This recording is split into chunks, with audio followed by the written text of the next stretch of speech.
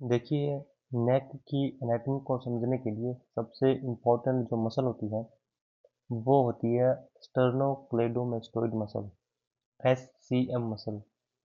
क्योंकि यह एक की लैंडमार्क मसल है।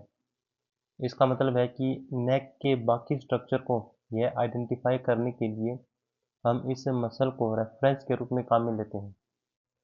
एससीएम मसल का ओरिजिन दो जगहों से होता है, एक स्टर्नम स्टर्नम के मैंडिबुलम और दूसरा क्लेविकल से। यह ऊपर की तरफ जाकर मेस्टोइड प्रोसेस यानी जो टेम्पोरल बोन का जो मेस्टोइड प्रोसेस होता है उसमें अटैच होती है। इस तरह ये एक लंबी प्रोमिनेंट मसल बनाती है जो नेक के साइड पर आसानी से दिखाई भी देती है और फील भी की जा सकती है। जब हम हेड को अपोजिट साइड में घुमाते हैं, इस मसल का सबसे इम्पोर्टेंट एनाटॉमिकल रोल ये है कि यह नेक को दो मेन रीजन में डिवाइड करती है, एंटीरियर रीजन और पोस्टीरियर रीजन। स्टर्नोक्लेडोमास्टोइड मसल के सामने वाला भाग एंटीरियर रीजन कहलाता है, जहां मेजर वेसल्स, ग्लैंड्स और विसर्स पाए जाते हैं। और एससीएम के पीछे वाला भाग पोस्टीरियर रीजन कहलाता है, जहां मेनली नर्व्स और कुछ वेसल्स होते हैं।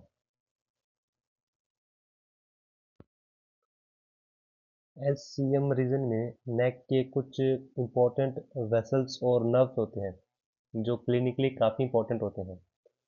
एससीएम मसल को लैंडमार्क मानकर हम इन स्ट्रक्चर को आसानी से लोकेट कर सकते हैं।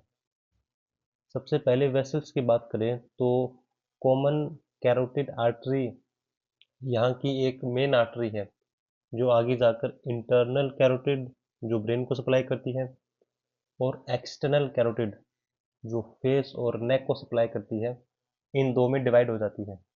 इसके साथ ही इंटरनल जुगुलर वेन होती है जो ब्रेन से वीनस ब्लड को ड्रेन करने वाली मेन वेन है।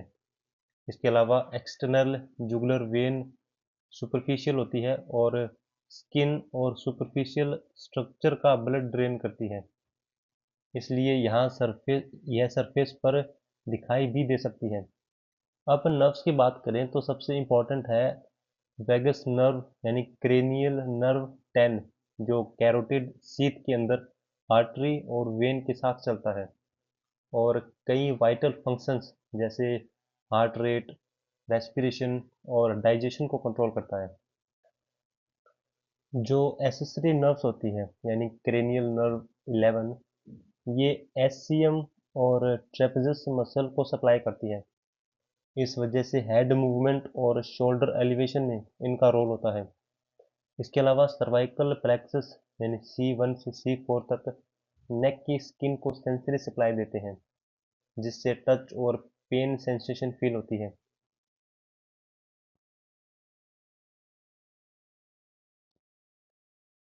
देखिए, नेक का जो एंटीरियर ट्रायंगल होता है वो नेक की मिडलाइन, स्टर्नोक्लेडोमास्टोइड के एंटीरियर बॉर्डर और मैंडिबल के इंफीरियर बॉर्डर से मिलकर बनता है। इस रीजन में कई और वाइटल स्ट्रक्चर होते हैं, इसलिए इन्हें फर्दर छोटे ट्रायंगल्स में भी डिवाइड किया जाता है।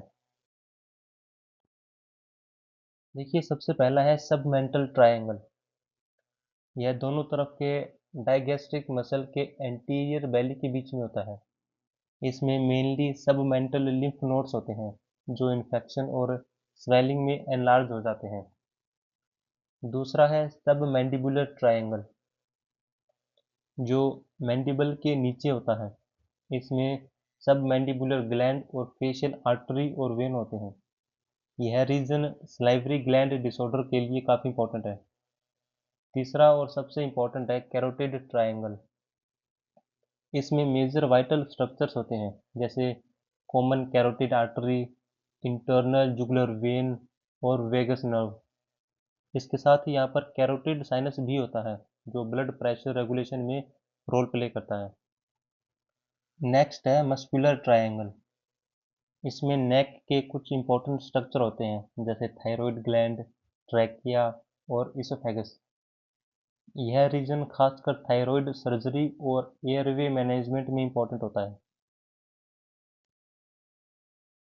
देखिए, जो पोस्टीरियर ट्रायंगल होता है वो स्टर्नोक्लेडोमास्टोइड के पोस्टीरियर बॉर्डर, ट्रेपेजस मसल के एंटीरियर बॉर्डर और नीचे क्लेविकल से मिलकर बनता है। यह रीजन रिलेटिवली सुपरफिशियल ही होता है। इस वजह से यहाँ की स्ट्रक्चर एग्जामिनेशन में आसानी से एसेस की जा सकती है। पोस्टीरियर ट्रायंगल को दो पार्ट्स में डिवाइड करते हैं। पहला है ऑक्सीपिटल ट्रायंगल, जो इसका बड़ा और अपर पार्ट होता है। इसमें काफ़ी इम्पोर्टेंट स्ट्रक्चर्स होती है, जैसे एसेसरी नर्व यानी क्रेनियल नर्व 11, जो एससीएम मसल और ट्रेपेजस मसल को सप्लाई करती है। इसके अलावा यहाँ सर्वाइकल प्लेक्सस की ब्रांचेस भी पाई जाती है, जो नेक की स्किन को सेंसरी सप्लाई देती है। इसका दूसरा डिवीजन है सब क्लेवियन, या जिसको सुप्रा क्लेविकुलर ट्रायंगुलर बोलते हैं। इसमें सब क्लेवियन आर्टरी और ब्रेकियल प्लेक्सस होते हैं, जो अपर लिम्ब को सप्लाई देते हैं। इसलिए यह region upper limb neurovascular supply के लिए काफ़ी इंपॉर्टेंट होता है।